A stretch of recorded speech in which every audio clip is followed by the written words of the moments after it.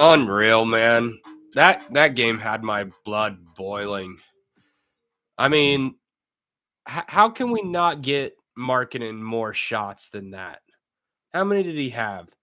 Field goal attempts, 13. Okay, I guess I don't even know what his average is. It just felt like we weren't getting him the ball at all.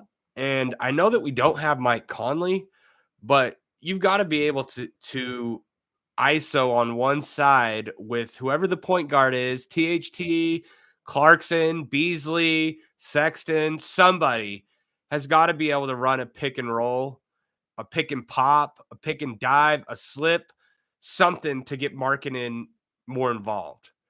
And Markkanen's got to want to be more involved. Markkanen's got to want to be the guy and be pissed when he's not getting the ball. I didn't see that from him tonight. That's just one thing. Vanderbilt, I can't take him anymore. I don't think he tries with the athletic ability that he has. Doesn't really affect the game at all. He seems lost all the time defensively. The highlight of this game was Sexton, and we talked about it in pregame. If he could just slow down, I felt like he finally did slow down. He got 17 points, shot 58% from the field. I believe was his career high, 7 for 12 from the field, and then 1 for 4 from 3-point land. He also had 12 assists, so that's huge for him because we've always said he kind of has blinders on. I think that it was a big game for Sexton, and it also hurt because THT didn't get as much time as he usually does, which honestly, my favorite lineup that I wish we would have ended with would be THT, especially in those crunch time minutes when the crowd starts getting loud. Sexton just gets amped up. He played a great game, but even towards the end, you can tell he just doesn't have the offense under control. That's when I would like to see THT come in with Clarkson and Beasley at the wing. And I'm off the Olynyk train too.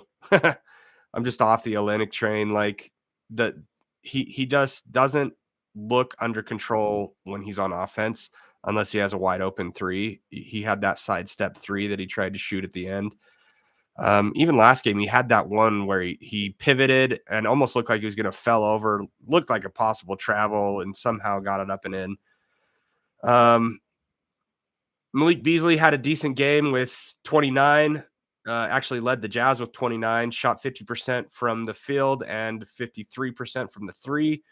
So I really think Malik Beasley is becoming a key player, obviously. I would like to see Talen Horton-Tucker end it there or get more than 12 minutes at least. And the time that Kessler was in, I just think he gets more rebounds and clogs the middle up and is better for the lineup than Olynyk. So I would have liked to see Markkanen, Kessler, Beasley, Clarkson, THT end the game. Before I turn it over to you guys can go ahead and request to speak and I'll get to you. Simone Fontecchio, I finally came up with a good comparable, and because every time he gets it, he just looks like he's going to shoot it. And he reminds me of Kyle Korver, but he reminds me of a more athletic and better dribbler or like catch and dribble. Like he can score in more different ways than Kyle Korver can, I believe. I really just don't think he's found his groove. Maybe because I watched him in EuroLeague and he literally it was like how we feel about Malik Beasley right now. It just every time it left his hand, you thought it was going in, and he shoots that way. And I don't think he should stop shooting that way, um, because once it starts falling for him, he's going to catch fire. I mean, he shot 66% from the three tonight, 40% from the field. He just is kind of like Sexton, where the game needs to slow down a little bit for him instead of immediately looking to shoot. Maybe survey the floor and look at his options because everybody knows that he's going to shoot. And the announcers are talking, turnovers. We it wasn't that bad. I mean, we had 15, which is what we average, but it's the time of the turnovers and when they come. They're very costly, and so they all the oh here's Coach Hardy. So I'm going to turn it over to him and shut up. You guys request while Coach Hardy's talking. I can't wait to hear him.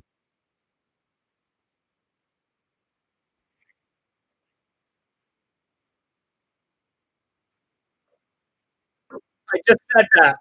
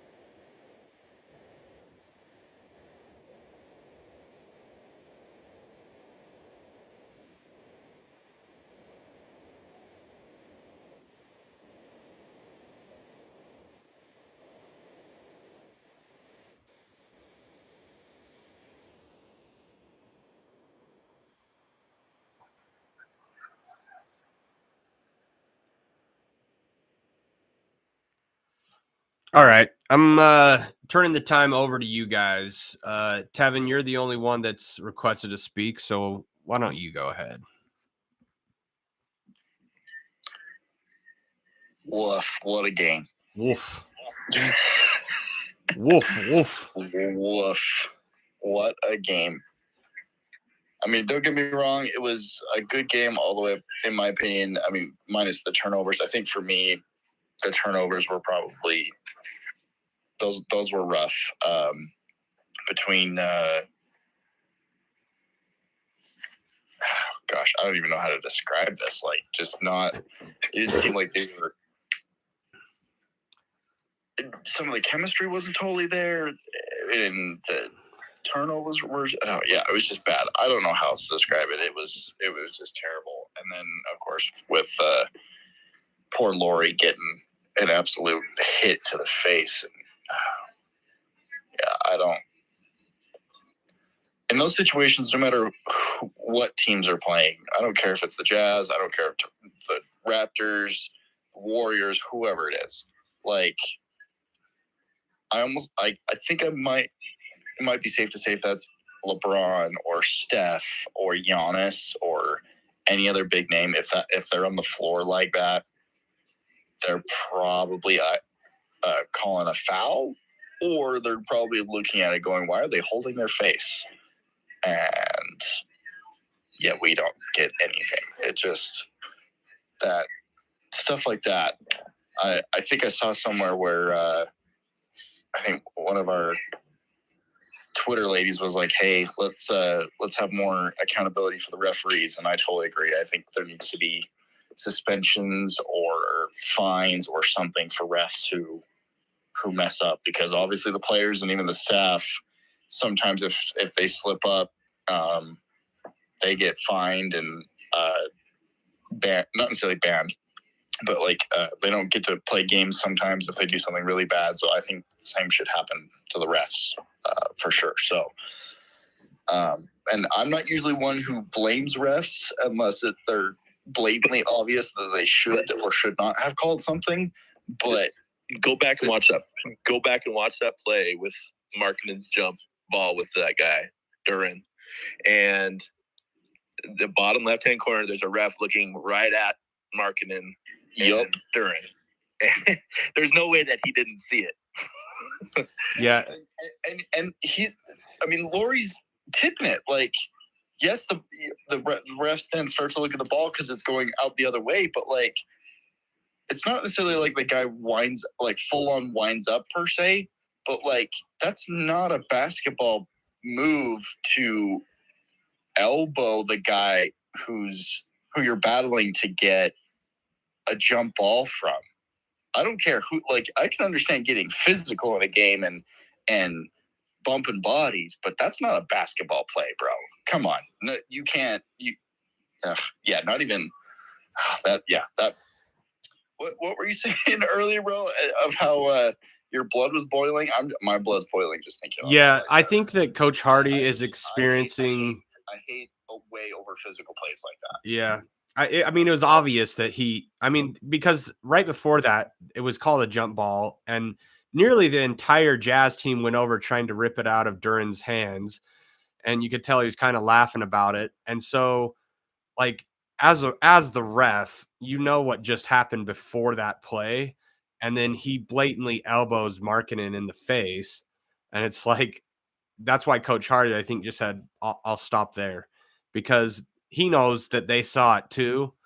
And I think Coach Hardy and this Jazz team is experiencing a little bit of what Quinn Snyder experienced when Quinn and the front office came out, saying that the Jazz weren't getting calls like most of the NBA, or certain calls weren't being called fairly. And I think that's what's happening right now. It definitely, I hate blaming the refs as well, but it just feels like that the last few games. Like, there's calls on the other side that are not being called on our side. And maybe it's come to that point with Mike Conley out. The NBA just says, well, we have a reason now for the Jazz to start losing. So, favor the other team. If you guys have ever watched that, it's the ESPN special on the refs fixing games. You should go watch it. It's really, really crazy. It's a documentary thing now on Netflix. Yeah. I can't remember what the title of it is, but yeah, I watched it and it is so good. It's so crazy how they tried to like essentially find the loophole and didn't get caught for so long. So crazy. And you know what the crazy part, which to the credit of the three guys, obviously one of them being that head ref, I can't even remember his name now. Like Tim Donahue. Thank you. Yeah. Like if I'm them, I'm almost kind of pissed because obviously after the everything kind of died down for a minute. It was, I think they said it was like 6 months or a year later or something like that the NBA officially like not necessarily signs a company to be the official sports betting thing, but like or becomes a partner. That's what I'm talking about. Trying to think of is becomes a partner with the NBA. And I'm like, really? I'm sure those guys are probably pissed going, really? We get all the lawsuits and everything, and then you're going to go do that? Like, I bet they were so pissed. Yeah, and there's one that stands out to me that, you know, the refs are like, yeah, we knew what refs didn't like certain players and certain coaches, but one night we wanted to call carry on Allen Iverson and make it hell for him, and we did. And Allen Iverson came over to us and said, "Hey, how long is this going to go on?" Yeah. Like, and he goes, "What are you talking about?" And AI was like, "Yeah, you know." Yeah. And both Iverson and him looked at each other and kind of like smiled. And Iverson knew, he was like, "All right, okay, whatever, man."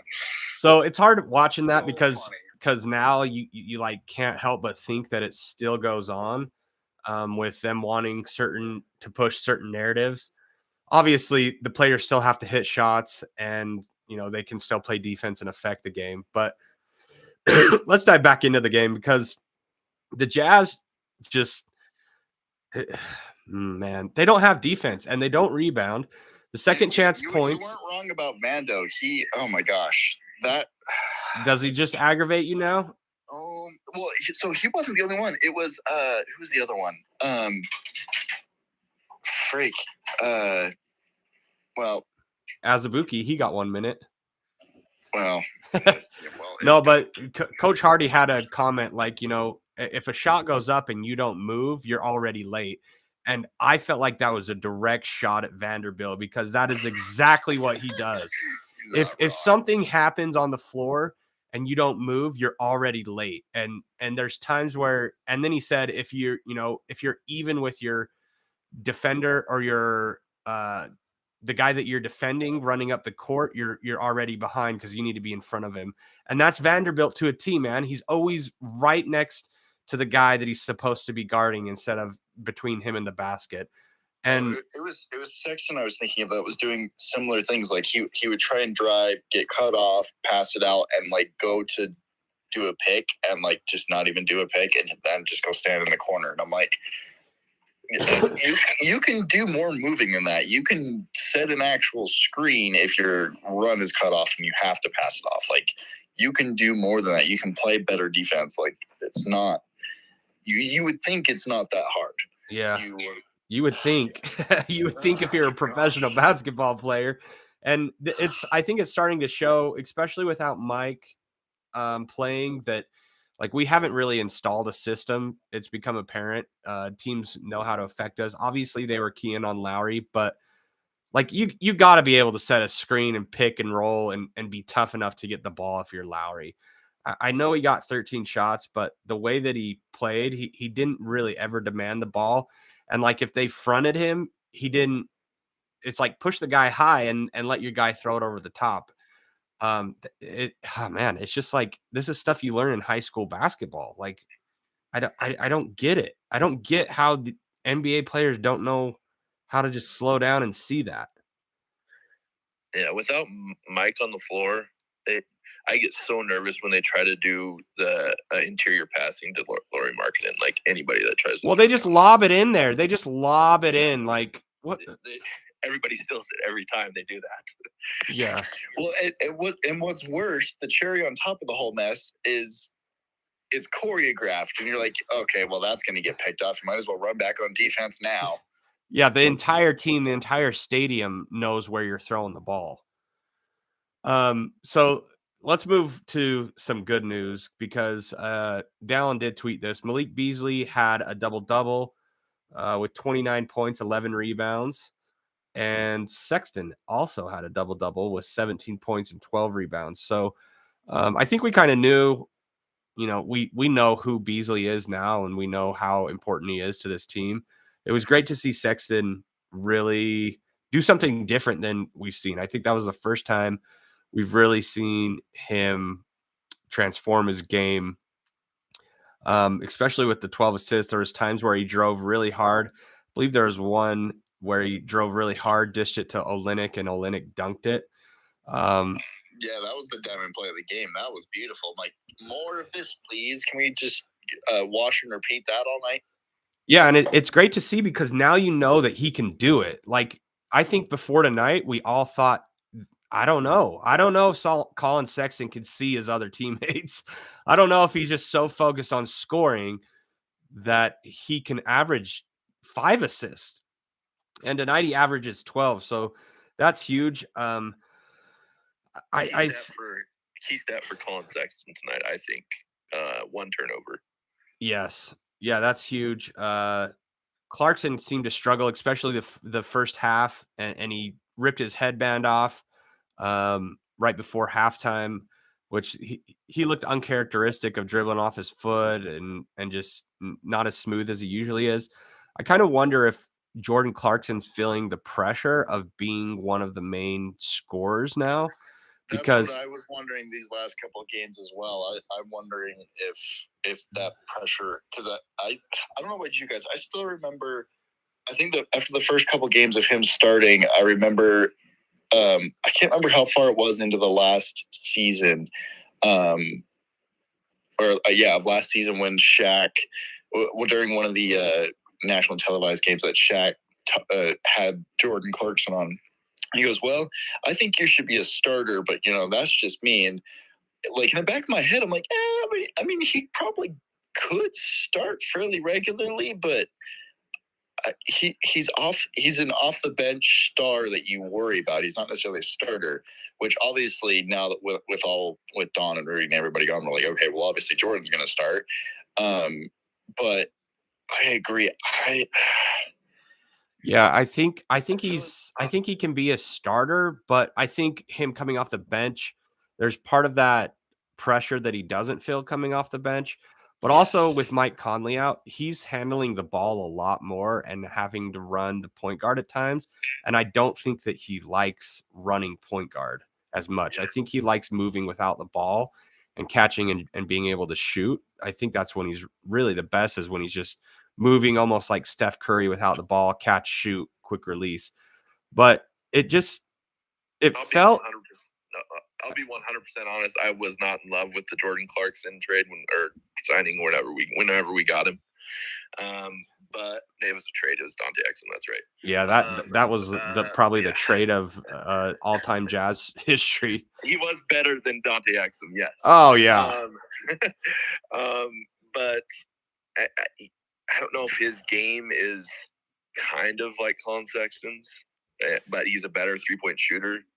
Just because, like, before he got to the Jazz, I thought that's who he was. Like, put his head down, went to the basket, and if he wasn't doing that, then he was shooting threes. Yeah, I think and his whole time in LA, that's what I thought too. I think he's improved so much from his past teams, because he used to be so streaky. I think he's a pretty reliable shooter. He shot 50% tonight from the field, 37% from 3. But I just, even last year, like, Jordan has always been this calm, cool, and collected, like nothing really affects him. And as of late, it seems like stuff is getting under his skin, whether that be the young guys on the team not knowing what to do or how to run the offense, or just the pressure of him feeling like he needs to be the veteran. But I think he's a 3rd or 4th scoring option, and can be a guy like Jamal Crawford, that gets hot and really makes a difference in the game. So I think we're missing Mike more than we actually thought. But I also wish tonight we would have seen more of Talen Horton-Tucker. He only got 12 minutes, And I feel like after having such a good game, obviously he struggled at moments, but you've got to let players work through those. You can't just pull them and not play them. I think that hurts their confidence. I totally agree. I think even though obviously THT's no, no Mike Conley, but I feel like he is probably the next best option when it comes to settling down, setting a play, kind of handling those point guard duties, and even relieving Jordan Clarkson of that, as well as even letting Jordan Clarkson handle the ball, and then THT can then do catch and shoots, or along with like Malik Beasley or whatever. But I feel like THT would have been a good role filler since Mike's out. I totally agree. Yeah, for sure. And to your point, like THT did struggle in the first half of the LA game, like the Clippers game. Yeah, and then, so he pulled it. I mean, he pulled it together, and right. I just think he could have been useful down the stretch tonight. I want to welcome some of our new listeners, R2 Nyman at R2 Nyman. If you want to request a speak, we would love to hear what you have to say. Mama at me mama _12. That's pretty cool because my kids call my mom Mima. I don't know if that's any like correlation to yours. We've got D Woody at Super Dave 34. Welcome. And Ryan Wilkie at RWMT. If you guys want to speak, we would love to hear your comments. So the Jazz are going to play at Golden State, at Phoenix. Oh man. Friday at Golden State. Oh, is someone really? Oh, that's on the soundboard. Huh? Yeah, that always trips me out. Like someone went to the bathroom and I'm like, dude, did you guys not mute yourself? Come on. So we've got two pretty tough games. That first half felt like one of the worst halves that we've seen this year. If I tweeted out, it feels like the wheels are falling off. Are the wheels falling off at this point? Are we becoming who everyone thought we were? I think we'll know if the wheels truly are falling off after these next 4 to 5 games. I'm watching the Clipper Warrior game right now. The Warriors are up right now, 96-82 with less than a minute left in the third, and the Warriors are looking amazing. The Warriors got smacked by the Pelicans. Yeah, they did. Really did. Goodness. But yeah, no, I think this next little road trip will definitely let us know if the Jazz definitely got off to a hot start and whatnot, and if this team really now is done for, essentially, and if we should go all tank mode, or if it's just a lull and they'll get back to their hot stuff self like they were in the first few 10, 15 games. So I want to hit on the point when Azubuike and Kessler were on at the same time. Whoa, what was your guys' thoughts? And I think they dropped into a zone defense. Yeah, Azubuike doesn't play, and then it's like, okay, I guess you could give Kessler a breather, but then you see Kessler on the floor with him as well. It's like, oh no. That's, to me, it reminded me of I was like, what's the comp to this? And I'm like, it's the dollar store version of the Wasatch Front we had with Favors and Gobert. This is the dollar store version of that. It's not even the Walmart version. It's the 50-cent version. The Walmart is a little better than the dollar store. This is a dollar store version of that. Yeah, it was scary. Luckily, it only lasted 1 minute. I think maybe 1 or 2 possessions. And then coach, that's how long you're in the dollar store, is just for a minute, just because you know exactly what you need. And you're like, oh, that's at the dollar store. Let me go grab that really exactly. quick. Well, on the other side, you got 2 former Jazzmen that really take it to the Jazz, and Bojan Bogdanovic and Alec Burke. I'm surprised Alec Burke is still in the league, just because, I mean, I think he's a great player and athletic and hustles, but he's just been tossed around so much that it's impressive for a guy to still have that motivation to compete and be in the league after so many teams have given up on you. Isn't And he like 34 or something like that at this point? dude, I don't know. Someone Google how old Alec Burks is. That's a great question. Like he's in the probably couple dozen. 31. He's 31. Well, yeah, I think he's at the point in his career now where I want to probably say a couple dozen umbrella of players who are a little older, obviously now trying to not necessarily ring chase, but like look for the best opportunity, obviously, or just make the best of what they have. And teams just look for those energy players who can hopefully bring energy, extremely streaky shooters, and can hopefully just kind of help their team in / break in case of an emergency type of thing. And I feel like he's in that camp. Alec Burks led the Pistons plus minus. Yeah, and he hit 4 3-pointers against us, shot 66%. And honestly, down the stretch when they kept kicking it to him, I was like, oh, he's going to miss one of these. And he didn't. And I read a quote from the coach from the Detroit Pistons. And I guess, before they won 2 in a row last night in Denver and here in Utah, they weren't really playing Alec Burks.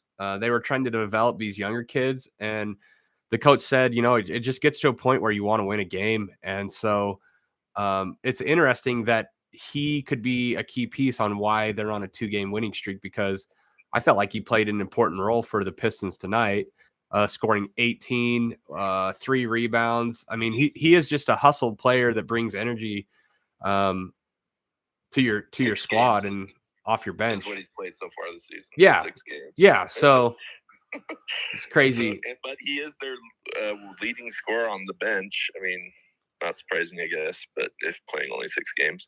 But maybe Dwayne Casey played him because he played college ball in Colorado and played in Utah. So, and the other point that I want to hit on is how bad was the Bojan Bogdanovic and Olynyk trade? Because I miss Bojan.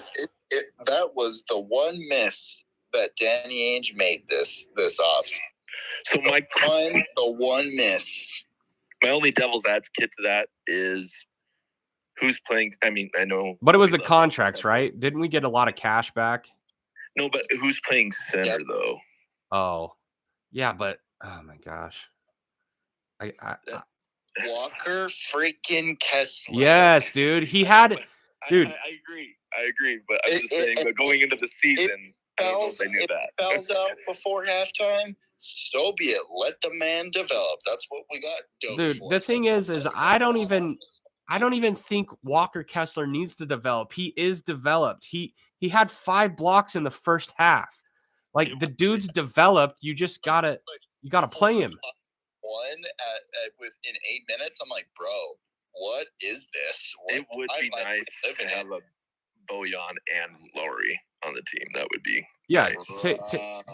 You could run Bojan at the 3, Lowry at the 4, Kessler at the 5. I mean, Bojan's such a prolific scorer, and he's able to score against bigger bodies too, because he has such great footwork and is patient. I may miss him more than any other Jazz man. 100%. Yeah, because he's just a team player. Like, and honestly, I feel bad for Bogey because I'm like, oh, I fully expect him to go to like Milwaukee or to LA or to like somewhere where somebody they have a big piece or 2 big pieces, and they need Bojan as that last needle mover to be like, all right, we're all in. Let's go chase a ring. And then he goes to Detroit. I'm like, and re-signs. We're like, really? Yeah. Cade Cunningham, really? Like, that's. And then Detroit comes out and they're like, oh yeah, we're gonna try and go for it right now. And I'm like, y'all have Cade Cunningham and now Bogey. Good luck getting past the first round. Yeah, I feel like Bogey's an underrated offensive player. He's not that great on defense, but honestly, I think he's better than Olynyk on defense. On our team. Huh? He got better on defense with us. Yeah. Almost every time we played LA, he went right at LeBron, and there were I think until LeBron was like, okay, and he got his switch turned on, then Bogey couldn't really guard him necessarily. But when LeBron didn't want to turn it on, Bogey was handling him, man. Like he between him, Kawhi Leonard, Giannis a couple of times, like he handled it. Which I don't know about you guys, but when Bogey came in and I researched Bogey when we signed him, I was like, oh cool, we're getting a 3-point shooter. Like, all right, whatever, a 6'8", 6'9" shooter, sweet. And then we see him doing his little mid range and his footwork and post. I was like, oh shoot. Wow, he's a bigger physical guy than I thought he was going to be. This is pretty cool. What were you saying, Dallin? Oh, I just said Indiana did use him he was known as the LeBron stopper in Indiana. No, I'm serious. I know, that's funny. I read some of their comments after the trade. They're like, yeah, we lost our LeBron stopper. So I guess he did guard LeBron pretty well. So. Well, the Jazz, this is how tight the Western Conference is right now. After this second loss in a row, the Jazz dropped from the first place seed to the 5th place seed. And ahead of us now is the LA Clippers, the New Orleans Pelicans, the Denver Nuggets, and the Phoenix Suns.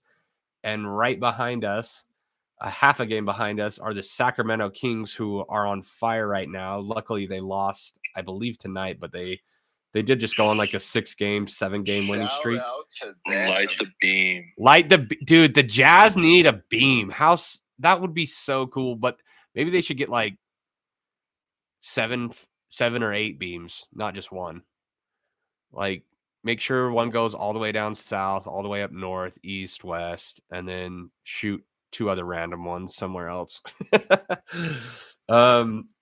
So like if we're really gonna tank, if we want to not make the playoffs, it's not. I mean, we could literally do it still, but it's weird that every time we lose, I feel like we start questioning if we should start tanking again.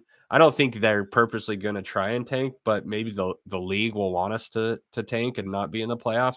So we are only, let's see, a game and a half out of the playoffs. That would put us. I was going to say, I think there was a game or two ago where they had a stat where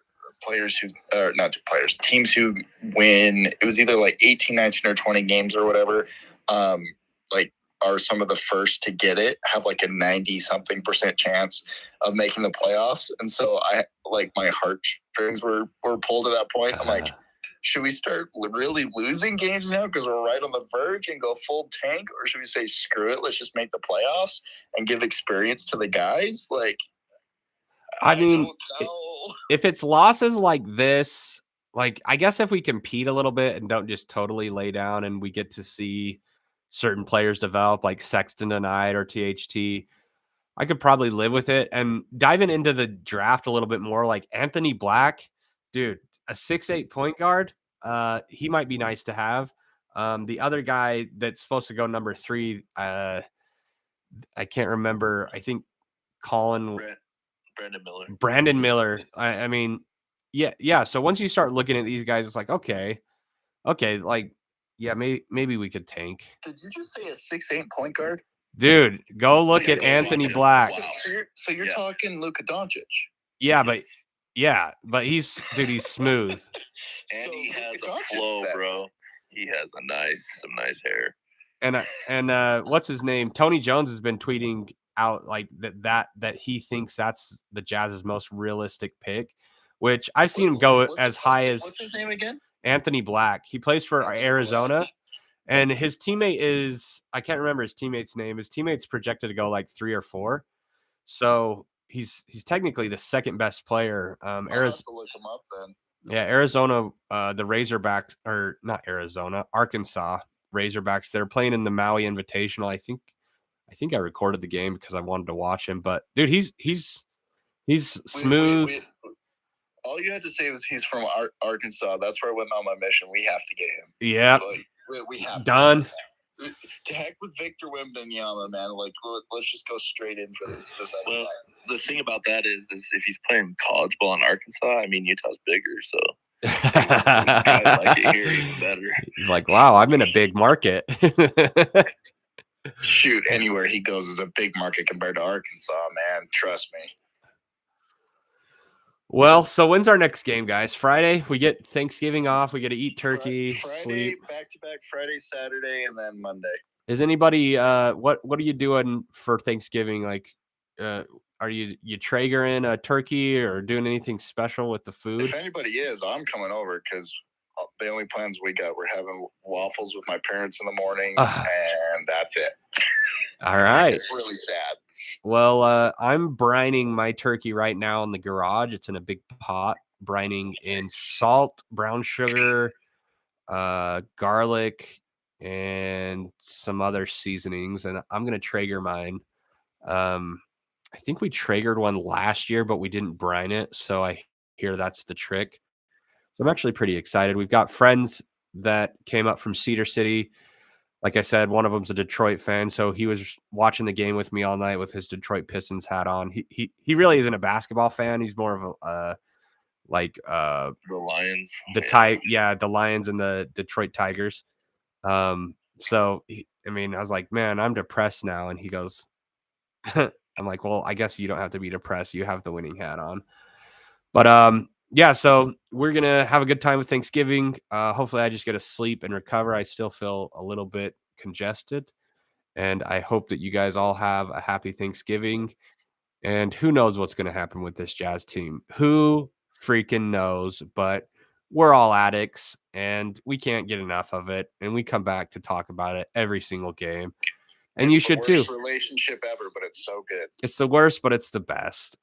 And yeah, if you're listening, you should always come back on Twitter. Like an abused girlfriend. They build you up and then they just tear you down. That's for sure. So come back anytime. We do this after every game. Before most games, we also do pregame. Follow us on Twitter, YouTube, wherever you do your social media stuff. And happy Thanksgiving, everybody. We'll see you next time.